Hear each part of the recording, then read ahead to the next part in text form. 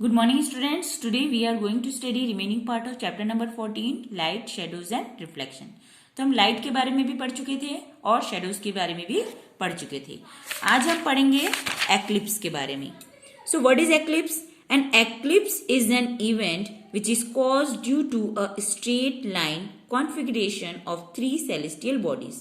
और वो three celestial bodies क्या क्या हैं? Sun, Moon and Earth. The term eclipse is most often used to describe either a solar eclipse. तो solar eclipse कब होता है? When the moon's shadow crosses the earth's surface. जब चांद की परछाई पृथ्वी की सतह से होकर गुजरती है. और a lunar eclipse when the moon moves into the earth's shadow. और चंद्र ग्रहण कब होता है? जब पृथ्वी की परछाई जो है किस पे पड़ती है? मून पे पड़ती है. दैट मीन्स कि पृथ्वी की परछाई से होते हुए क्या जाती है? मून जाती है. उस टाइम हम उसे क्या कहते हैं? Lunar eclipse. Let's study how this eclipse occur. सबसे पहले हम पढ़ेंगे सोलार एक्लिप्स के बारे में, जिसे हम कहते हैं सूर्य ग्रहण. A solar eclipse occur when the moon passes in front of the sun causing a shadow to fall on certain portion of the earth. तो सोलार एक्लिप्स क्या है? सोलार एक्लिप्स तब होता है जब मून पास होता है किसके सामने से?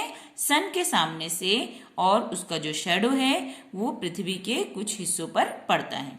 The eclipse is not seen from every place on the earth. लेकिन पृथ्वी के हर हिस्से से इस एक्लिप्स को या इस सूर्य ग्रहण को नहीं देखा जा सकता, but only from the location where the shadow falls. ये सिर्फ वहीं पे बनता है जहां पे शेडो का लोकेशन फॉर्म होता है. It appear as if the sun has gone dark. और ये हमें कब समझ में आता है? जब चारों तरफ अंधेरा छा जाता है किसी भी समय, दिन के समय. There are three main parts of the moon shadow. और मून शेडो के तीन पार्ट्स होते हैं during an eclipse, called the umbra, penumbra and antumbra. So सबसे पहले हम पढ़ेंगे umbra. Umbra is portion of the moon shadow. Umbra moon के शेडो का वो पोर्शन है where the moon completely cover the sun causing a total eclipse. जब moon की परछाई पूरी तरीके से सन को ढाक लेती है और टोटल एक्लिप्स होता है. पेनुम्ब्रा क्या है? Penumbra is the area of the shadow where only a portion of the moon is in front of the sun, resulting in partial eclipse. That means कि मून का कुछ ही हिस्सा सूरज के सामने आता है, जिसे हम partial eclipse कहते हैं. Then Antumbra क्या है? Antumbra is the area of the shadow beyond the point of umbra. That means umbra के पीछे का वो point. Here the moon is completely in front of the sun. जहां मून पूरी तरीके से सन के सामने आता है, but does not cover the entire sun. लेकिन फिर भी वो सन को पूरी तरह से ढाक नहीं पाता. The outline can be seen around the shadow of the moon, causing an annular eclipse. अब हम पढ़ेंगे lunar eclipse. A lunar eclipse occur when the moon passes through the earth's shadow. तो कहां से होकर गुजरती है? पृथ्वी के शेडो के से होकर गुजरती है. Lunar eclipse have the same three faces. Lunar eclipse के भी तीन सेम फेसेस होते हैं अ सोलार एक्लिप्स के जैसे, इंक्लूडिंग अम्ब्रा जिसे टोटल कहते हैं, पेनुम्ब्रा जिसे पार्शियल कहते हैं, एंड एंटुम्ब्रा जिसे कि एनुलर कहते हैं. Lunar eclipse can be seen by a much larger area of the earth than solar eclipse. तो सूर्य ग्रहण की अपेक्षा चंद्र ग्रहण को पृथ्वी के हिस्सों से ज्यादा देखा जाता है. Lunar eclipse are not totally dark and the moon appear a dark brownish red. तो जो लूनर एक्लिप्स होता है उसमें टोटली डार्क नहीं होता. मून जो है वो कैसा दिखाई देता है? डार्क ब्राउनिश रेड दिखाई देता है. अब हम पढ़ेंगे पिनहोल कैमरा के बारे में. Pinhole camera is based on the principle of rectilinear propagation of light. तो ये किस सिद्धांत पे बेस्ड है? रेक्टिलिनियर प्रोपोगेशन ऑफ लाइट के सिद्धांत पर. तो ये पिनहोल कैमरा है. कंस्ट्रक्शन कैसा है इसका? It consist of a cardboard और वुडन रेक्टेंगुलर बॉक्स. ये एक वुडन का या फिर कार्डबोर्ड का रेक्टेंगुलर शेप का बॉक्स होता है in which the inner surface is painted black, जिसके अंदर के सरफेस को ब्लैक कलर से पेंट कर दिया जाता है. It has a tiny pin hole on one of its wall to let the light through.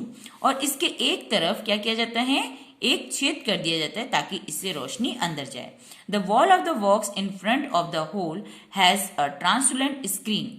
और वॉल के फ्रंट का जो हिस्सा रहता है, दैट मीन्स होल के ऑपोजिट साइड में उसके सामने का जो वॉल रहता है उसमें क्या रहता है, एक ट्रांसपेरेंट स्क्रीन रहता है मेड ऑफ ग्राउंड ग्लास, जो कि किससे बना रहता है, ग्राउंड ग्लास से और ग्रीस्ड पेपर से भी बनाया जा सकता है.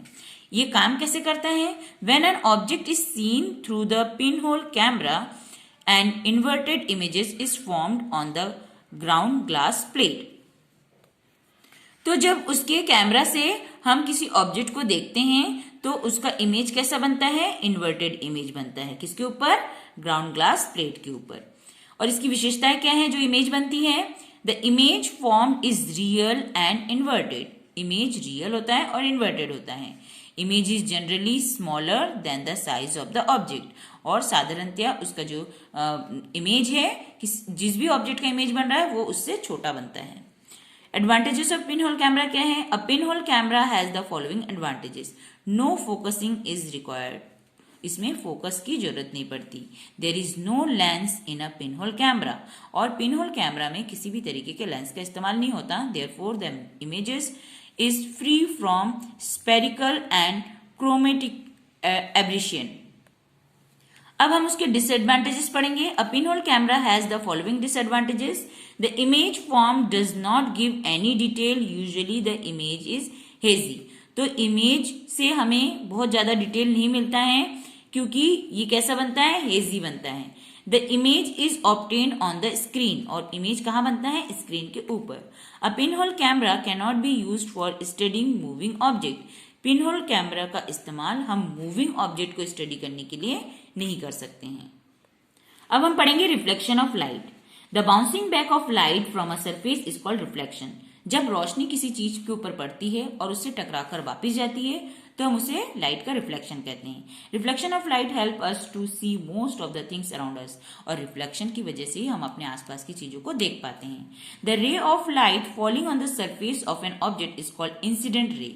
तो जब कोई रोशनी किसी सरफेस के ऊपर पड़ती है तो उस रे को हम क्या कहते हैं, इंसिडेंट रे कहते हैं.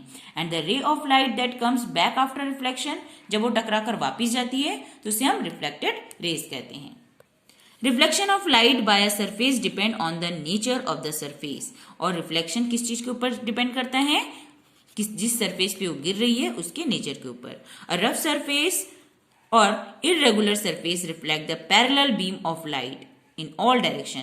अगर सरफेस रफ है तो उस पे जब इंसिडेंट रे गिरता है तो वो एक सीधी रेखा में नहीं जाती, वो इधर उधर चितर बितर होके सभी डायरेक्शन में रिफ्लेक्ट होती है. This kind of reflection is called diffuse reflection. और इस तरीके के रिफ्लेक्शन को हम डिफ्यूज रिफ्लेक्शन कहते हैं. अब हम पढ़ेंगे शैडो और इमेज के डिफरेंसेस को. शैडो कैसा होता है, ये हमेशा ब्लैक होता है. It is the same colour as the object. और इमेज हमेशा ऑब्जेक्ट के कलर का ही बनता है. शैडो कैसा होता है, it is the same shape as the object. ये ऑब्जेक्ट के साइज के शेप सेम ही बनता है. जितना बड़ा ऑब्जेक्ट होता है उतना ही बड़ा शैडो बनता है. But shadow no other detail about the object. पर इसके अलावा शैडो और कोई डिटेल नहीं देता ऑब्जेक्ट के बारे में. और इमेज कैसा होता है, it is the same shape of the object and shows all the details of the object. ये सेम से साइज का बनता है ऑब्जेक्ट का और साथ ही साथ वो ऑब्जेक्ट के बारे में सभी जानकारियां देता है. The size of the shadow depend on the position of the source of light and may be bigger और स्मॉलर देन द ऑब्जेक्ट. तो जो शैडो बनता है उसका जो साइज होता है वो किस पे डिपेंड करता है कि सोर्स ऑफ लाइट का डिस्टेंस क्या है या फिर उसका पोजीशन क्या है. ये छोटा भी हो सकता है या बड़ा भी हो सकता है. Then the image is the same size as the object. और इमेज ऑब्जेक्ट के साइज का ही बनता है. Then it is formed when light from a source is obstructed by an opaque object. और शेडो कब बनता है? जब किसी ओपेक्यू ऑब्जेक्ट के द्वारा जो लाइट का सोर्स ऑफ लाइट है, उसकी जो रोशनी है, उसके रास्ते को वो ब्लॉक करती है, तभी उसके ऑपोजिट साइड में उसका शेडो बनता है। एंड इमेजेस कब बनते हैं? It is found when light from the object reaches our eyes. जब ऑब्जेक्ट से रोशनी टकराकर हमारे आंखों में आती है after reflection from the plane mirror. और ये किसके द्वारा रिफ्लेक्शन से बनती है? प्लेन मिरर के। A shadow is the area where no light fall, therefore it is black. Shadow वो हिस्सा होता है जहां रोशनी बिल्कुल नहीं गिरती है और इसलिए इसका रंग काला होता है। Since light from the object actually falls on the our eyes, you can see all the details of the object in the images. तो आज हमने चैप्टर नंबर 14 पूरा स्टडी कर लिया है। आज आपको इस चैप्टर को 2 टाइम रीड करना है और जो इसके एक्सरसाइजेस हैं उसे फिल करना है और ग्रुप में सेंड करना है।